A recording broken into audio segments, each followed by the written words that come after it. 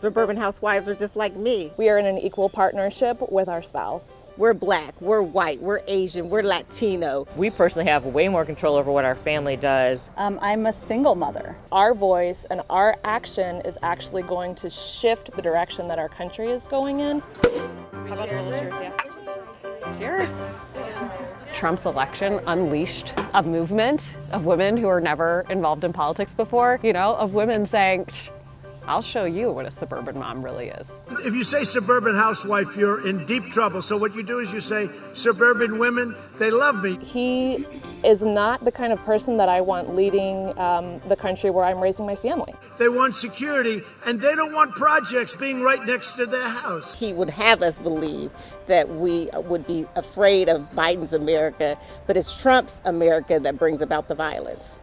What started in many ways in women's living rooms over glasses of wine has become a movement. To want to watch the news every day. Some of the women who are speaking out for the first time live in very traditionally conservative areas. Women often feel like if I don't have every fact, if I haven't done all the research, do I even have a right to speak up? Men don't operate that way.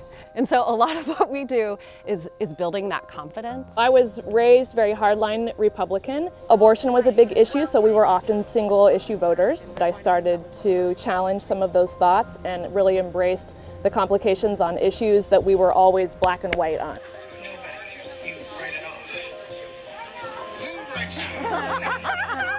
They're now calling us out by name as troublemakers, and I think they said we are sowing discord. I'm one of 3 Black women who actually made history, and we were the first ever elected to city council. Thank you.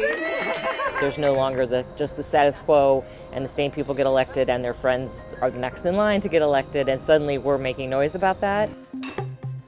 I like to call it the wine-fueled rebellion, actually. This is what women do when we face any obstacle in our lives. Come over, let's have a glass of wine, we'll figure it out. To those of us who have children with disabilities, to those of us that have pre-existing conditions, it is the highest stakes. It is life and death.